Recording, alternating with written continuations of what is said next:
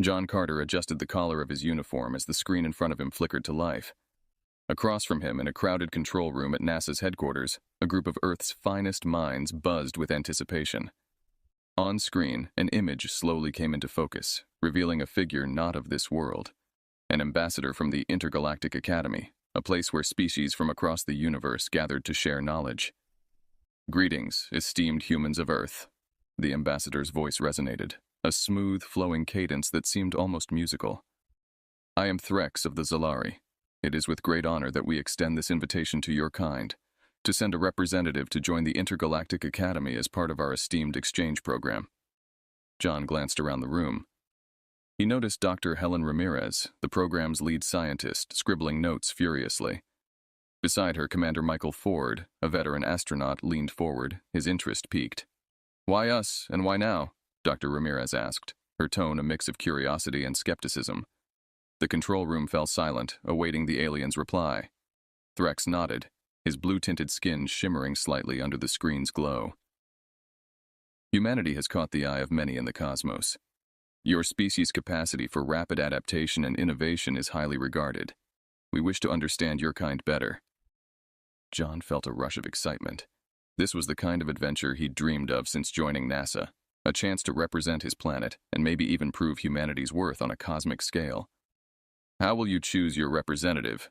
Commander Ford asked, his voice carrying a commanding presence. Threx responded, "We trust your methods to select someone suitable. However, we encourage a choice that embodies your species' unique qualities." The transmission ended with a set of coordinates and time for the chosen human to arrive at the Academy. The room erupted into a cacophony of voices as teams immediately began planning logistics. John's mind raced with the possibility of being the one to go. He approached Dr. Ramirez and Commander Ford, who were already deep in discussion. "I want to volunteer," John interjected confidently. "I believe my background in engineering and spacewalks makes me a strong candidate." Dr. Ramirez considered him thoughtfully, tapping a pen against her lips. "John, it's a huge responsibility. You'll be the face of humanity. It's risky." "I understand the risks," John replied. "But think about what we can learn, how much this could advance our understanding of the universe." Commander Ford looked at John with a newfound respect. "He's got guts, I'll give him that. If we're sending someone to make an impression, it might as well be someone who's not afraid to jump into the deep end." Over the next few days, John underwent a series of evaluations, physical, psychological, and intellectual. The final decision came down to a committee vote, but the consensus was clear. John Carter would go to the Intergalactic Academy. As John prepared for the journey, Commander Ford pulled him aside. "Remember, you're not just going there to learn, but also to teach. Show them who we are, and more importantly, make sure you come back with stories to tell." John nodded, feeling the weight of his new responsibility. "I'll do my best, Commander. Humanity has a lot to offer, and I'll make sure they see that." The day of departure arrived, and John stood before the ship that would take him to the Academy. He turned to see Dr. Ramirez and Commander Ford amongst the crowd that had come to see him off. "We're all counting on you," Dr. Ramirez said, offering a tight smile. John grinned back, a mix of nerves and excitement bubbling within him. Next stop, the Intergalactic Academy. With a final wave, he boarded the ship, the hatch closing behind him. As the engines ignited and the ship began its ascent, John felt the adventure of a lifetime had just begun. The starship journeyed through the cosmos, carrying John Carter towards the Intergalactic Academy. The sight of nebulae and distant galaxies through the viewport was breathtaking, but John's mind was preoccupied with thoughts of the challenges that awaited him. After what seemed like an eternity wrapped in solitude and the hum of the spacecraft, John finally arrived at the Academy. The station, a massive structure orbiting a serene blue planet, glittered against the backdrop of space.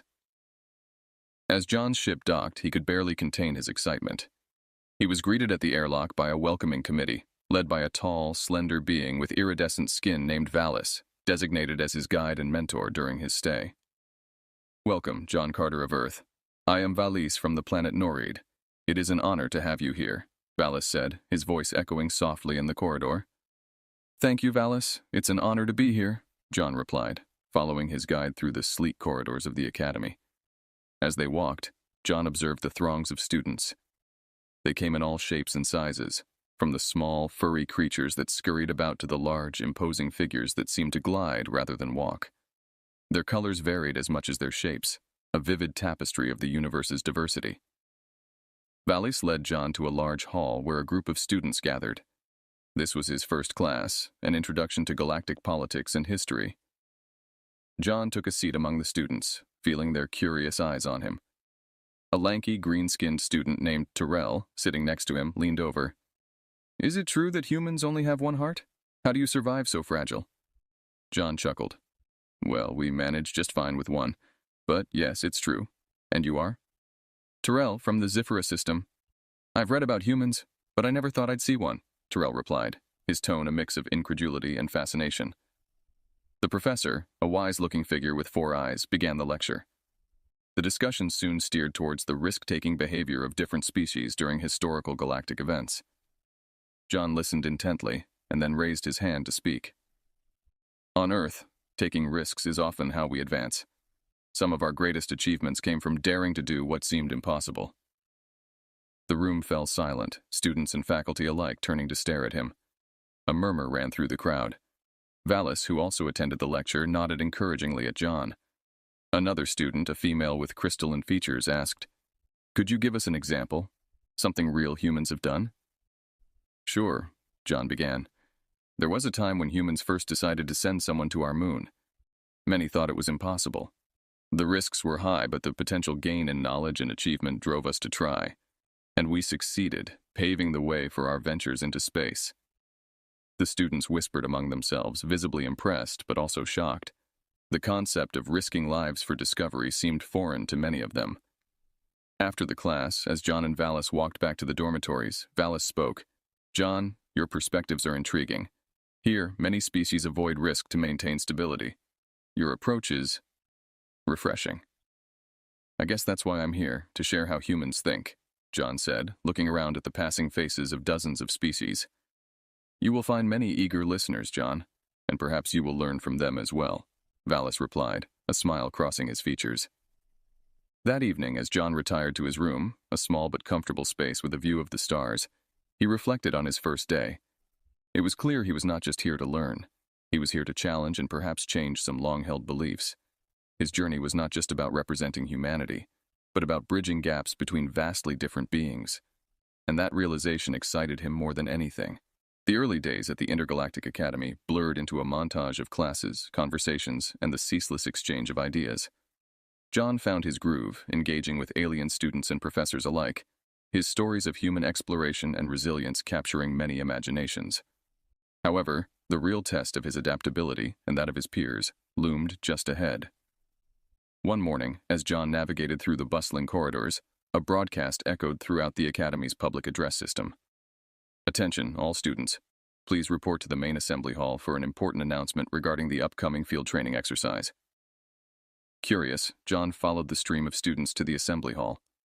The vast room filled quickly with the diverse student body, buzzing with speculation. Vallis found John among the crowd, his expression unreadable.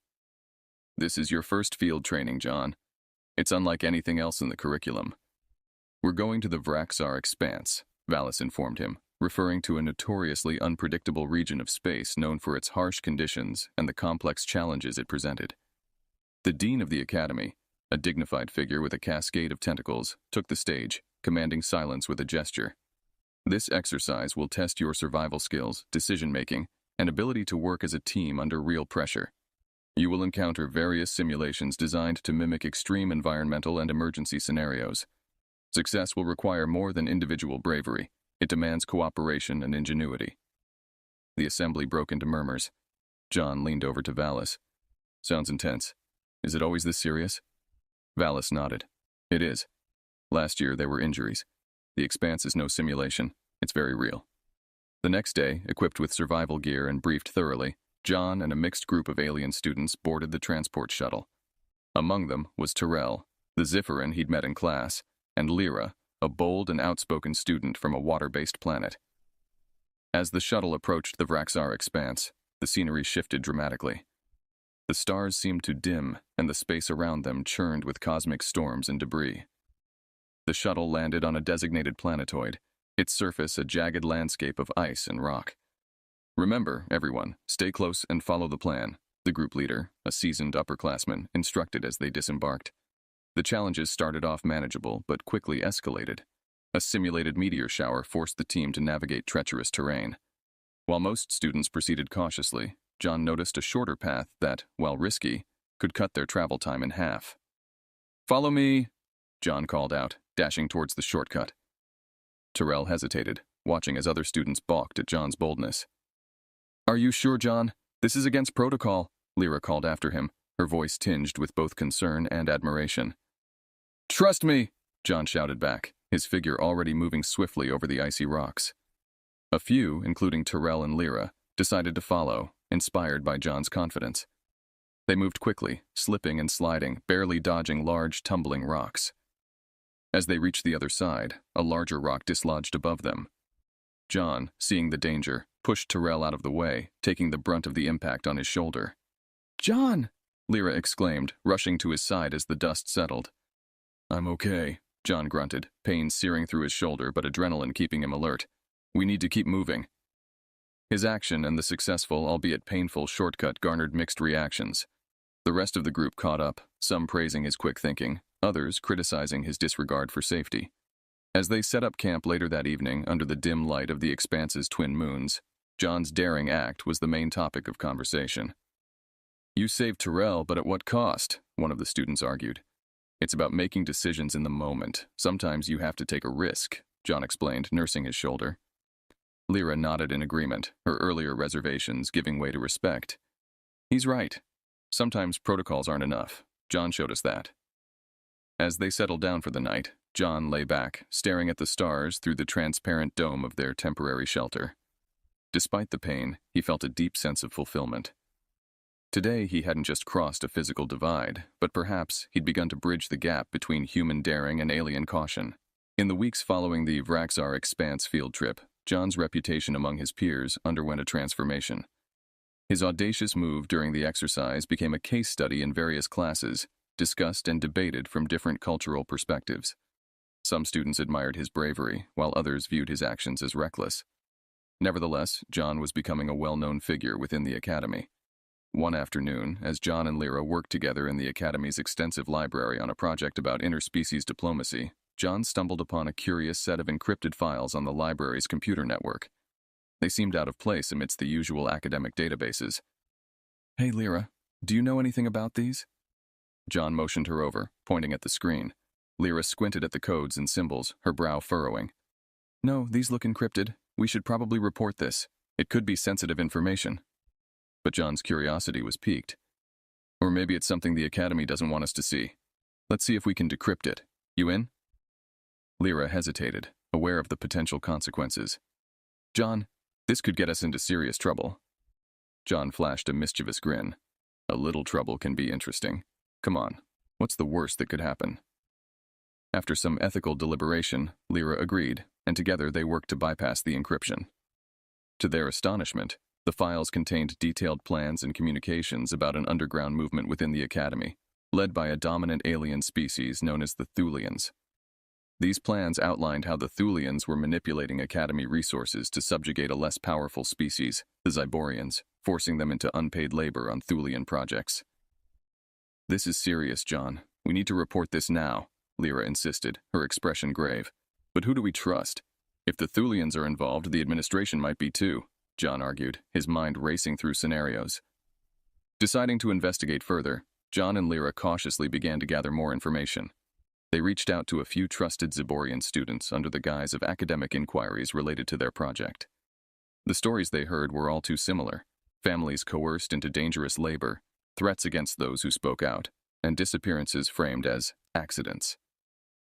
Armed with this knowledge, John decided they needed more concrete evidence before going public. He planned a covert visit to one of the Thulian project sites, disguised as part of a field study. Lyra reluctantly agreed to cover for him while he was away. Late one night, John set out for the site, located on a nearby moon. The journey was risky, but the shuttle piloting skills he'd honed during his training came in handy. Landing a safe distance away, John made his way to the project site on foot. Using a compact digital recorder, he captured video evidence of Zaborian laborers working under harsh conditions, overseen by Thulian supervisors. As he was documenting, an unexpected patrol forced him into hiding. Breathing heavily behind a storage unit, John watched as the Thulians disciplined a Zyborian worker who had paused to rest. The injustice fueled his resolve. After a tense hour, John made his escape, rushing back to his shuttle with the damning evidence. Upon his return, he showed Lyra the recordings. Her resolve hardened by the undeniable proof, she agreed that they needed to act fast. Together, they compiled the recordings, the decrypted files, and the testimonies they'd gathered into a comprehensive report. "We're going to bring this to the Galactic Council," John determined. "It's time everyone sees what's really happening here." As dawn broke over the Academy, John and Lyra prepared to disrupt the cosmic balance of power, unaware of the chain of events they were about to unleash. John and Lyra spent restless nights compiling all the evidence they had gathered into a detailed report. Their plan was to present it to the Galactic Council, an assembly composed of representatives from various species which oversaw matters at the Academy. They hoped the council would be a neutral party, unaware of the Thulian schemes. But as they prepared to make their move, they sensed an increasing level of surveillance around them. Unmarked drones began to appear frequently near their living quarters and in their classrooms. Someone was keeping a very close eye on their activities. "It seems we've caught someone's attention," John noted dryly as they walked to class one morning, a drone hovering discreetly behind them. Lyra glanced nervously at the drone. "We need to be more careful. This isn't just about us anymore. It's about everyone involved, especially the Zyborians." Determined to proceed despite the risks, they sought an appointment with the council under the guise of discussing an interspecies integration initiative. The meeting was scheduled quickly, a testament to the council's interest in student-led initiatives, or perhaps due to the unseen influence keen on understanding John and Lyra's intentions. On the day of the meeting, John and Lyra entered the council chamber, a vast circular room lined with holographic displays of the galaxy. The members of the council, an eclectic mix of beings from across the universe, greeted them with a mixture of curiosity and formality. "We come before you today to discuss a matter of urgent importance," John began, his voice steady despite the weight of the moment. "What we are about to reveal involves not just a violation of Academy standards, but a serious abuse of power and exploitation." Lyra then took over, expertly navigating through their presentation, showing the encrypted files, the testimonies from the Zyborian students, and finally the video evidence John had captured. Murmurs filled the chamber as the council members absorbed the shocking revelations. However, instead of the immediate action John and Lyra hoped for, the council chair, a venerable, four-armed Grantarian, paused thoughtfully. "This is a serious accusation. We must investigate these claims thoroughly before we can take any action. It is also a matter internal to the Thulian sector. We must tread carefully to respect their sovereignty." Frustrated but undeterred, John replied, "With all due respect, these actions affect more than just the Thulian sector. They undermine the very principles this academy stands for." The council agreed to a recess to consider the evidence further, promising to reconvene soon. As John and Lyra left the chamber, they felt the weight of bureaucratic inertia starting to cloud the hope they had felt. Their return to the dormitory was quiet until they were suddenly intercepted by Threx, the Zalari ambassador who had initially invited John to the academy. "I have been watching your progress, John Carter," Threx said, his tone unreadable. "You have stirred quite the nest. Why expose these matters to the council? There are other ways, less disruptive ways." "We thought it was right to go through official channels," John explained, unsure of Threx's stance. "We're talking about exploitation and injustice. It seemed like the council should know." "Naive," Threx shook his head. "But brave. I must warn you, the Thulians will not take this lightly. You have made enemies today, but perhaps you have also made some unexpected allies." With those cryptic words, Threx left them, disappearing as silently as he had appeared. As John and Lyra contemplated his warning, it became clear that their battle was just beginning. They had indeed made enemies, but they hoped their actions would rally others to their cause. That evening, as the academy buzzed with whispered discussions about the day's events, John and Lyra prepared for whatever came next. They knew they had set in motion a series of events that could change the academy forever, but they also knew they could no longer turn back. The atmosphere at the Intergalactic Academy had shifted palpably since John and Lyra presented their findings to the Galactic Council. word of their accusations against the Thulians spread like wildfire, igniting a series of debates and confrontations among students and faculty alike. The academy, once a beacon of unity and learning, now felt like a battleground of ideologies and loyalties. Days turned into weeks as the council deliberated. Meanwhile, John and Lyra continued their daily routines under the watchful eyes of both supporters and detractors. The increasing tension was almost tangible, pressing down on them with an intensity that was hard to bear. Finally, the council reconvened to deliver its verdict. John and Lyra, along with a sizable contingent of students, including many Zyborians, gathered in the council chamber. The chamber was filled to capacity, a sea of faces from countless different species, all waiting anxiously for the decision. The council chair, the Grantarian, spoke first. After careful consideration and investigation of the evidence presented by the students John Carter and Lyra of Noride, we find substantial merit in their claims. There appears to be a concerted effort by certain Thulian factions to exploit Zyborian labor unjustly. The announcement caused a stir among the audience, but the chair raised his hands for silence. However, this council cannot intervene directly in the internal affairs of the Thulian sector without further diplomatic discussion. We recommend a special committee to explore solutions that respect both Zyborian rights and Thulian sovereignty. Dissatisfied murmurs echoed around the room. John stood up, his voice cutting through the din. Respectfully, sir, while we understand the need for diplomacy, immediate action is required to prevent further exploitation. Every day we delay, Zyborian lives are being put at risk. Lyra stood beside him, adding, "We implore the council to consider temporary measures to protect the Zyborians until a long-term solution is negotiated." The council murmured amongst themselves before the chair responded, "Your concerns are noted, and this council admires your advocacy. We will take your suggestions into consideration and expedite our discussions." The meeting adjourned with no definite resolution, leaving a bitter taste in many mouths. John and Lyra, frustrated but undeterred, knew they had to keep pushing. Over the next few days, they organized meetings and forums within the academy, rallying support for the Zyborians. Their efforts were met with enthusiasm from many, though threats and warnings from Thulian sympathizers became increasingly aggressive. One evening, as John returned to his dormitory, he was ambushed by a group of masked figures. They warned him to cease his activities, emphasizing their point with a show of force that left John bruised but resolute. Shaken but not deterred, John's resolve only strengthened. "They're scared," he told Lyra afterward. "They wouldn't be trying to intimidate us if we weren't making an impact." Empowered by his determination, they planned a large-scale demonstration to coincide with the next meeting of the council. As the day approached, their movement grew, gaining momentum not just within the academy, but also among various sectors that had caught wind of the struggle. On the day of the demonstration, a massive crowd gathered, a vivid mosaic of species standing together in solidarity. John and Lyra led the march, their voices amplified by the crowd, their message clear and potent. As they reached the council building, the crowd filled the great plaza, their chants echoing off the walls. The council members, faced with this overwhelming show of unity and support, realized the gravity of the situation. They called an emergency session to readdress the issue.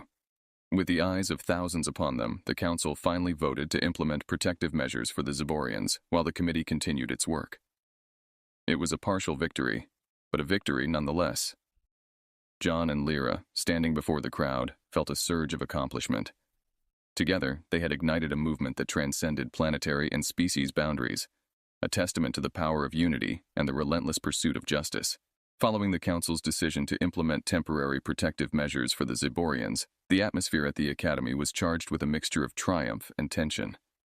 John and Lyra's successful demonstration had proven the power of collective action, but it also marked a clear line in the sand between the factions within the academy. The Thulians, feeling cornered and scrutinized, were not about to let this challenge to their authority go unchallenged.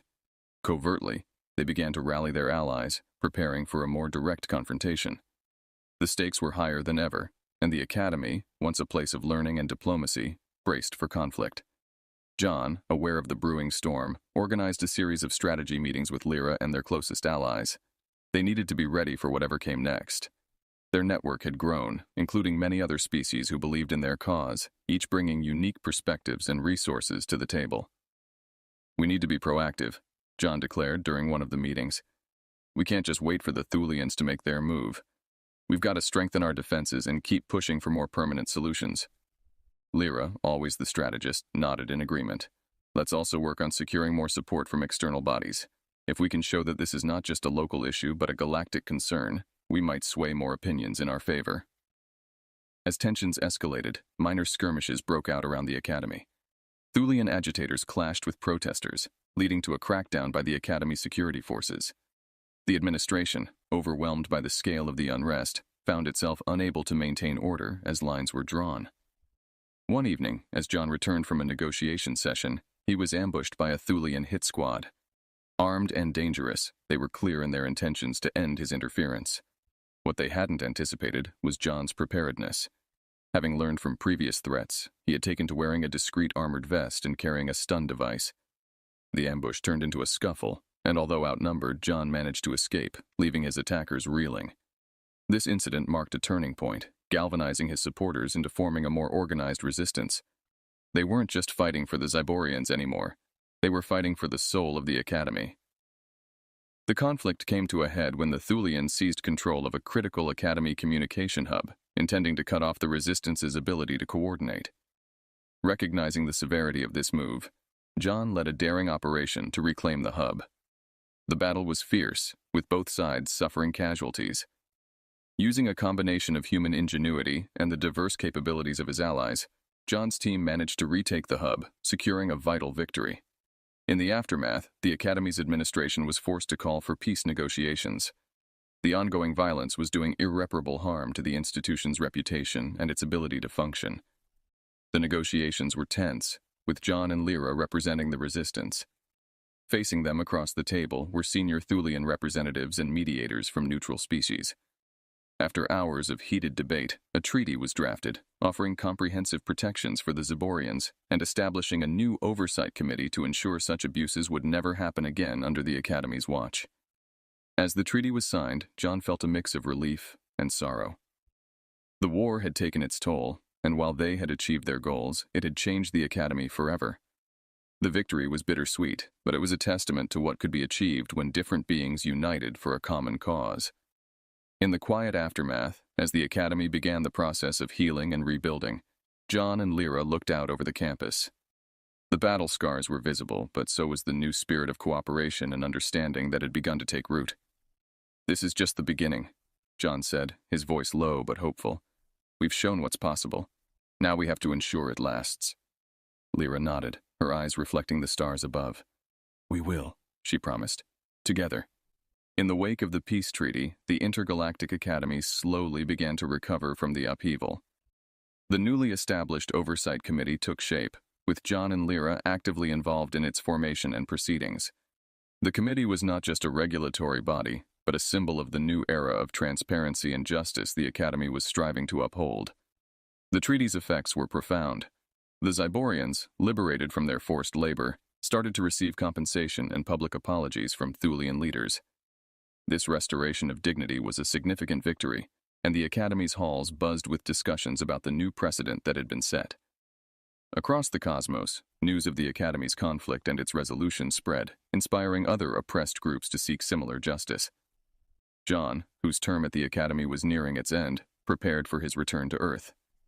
His experiences had transformed him from a curious student into a galactic diplomat and a seasoned leader. The farewell ceremony was a grand affair, attended by representatives from numerous species, many of whom had stood by his side during the conflict. Valis, who had first welcomed John to the Academy, stood at the podium. "Today, we gather not just to say farewell to John Carter, but to honor him. John, you came to us as a student, but you leave as a hero and a true friend to many. Your courage has changed this Academy and indeed the galaxy for the better."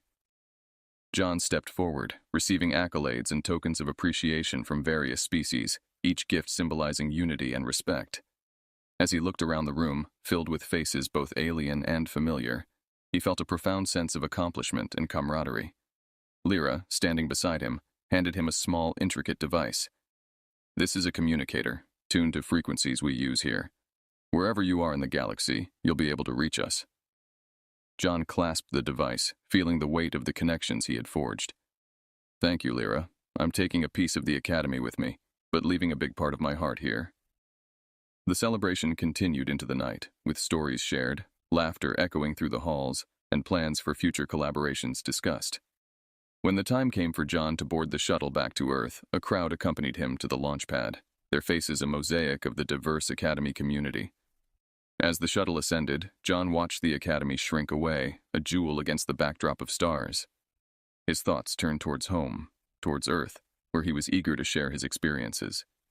The knowledge and insight he gained were not just his to keep, but his to spread, in hopes of fostering greater understanding and cooperation between humans and the myriad species of the galaxy. Landing back on Earth was surreal. The familiar sights and sounds of his home planet were both comforting and strangely distant after his time among the stars. As he reunited with his family and friends, he recounted his tales, each story a testament to the resilience and unity he had witnessed. John's journey, which began with an invitation to learn, had evolved into a mission to teach, not just at the Academy, but back home on Earth. He worked to establish more robust relations between Earth and the intergalactic community, leveraging his experiences to advocate for a seat for humanity on the Galactic Council.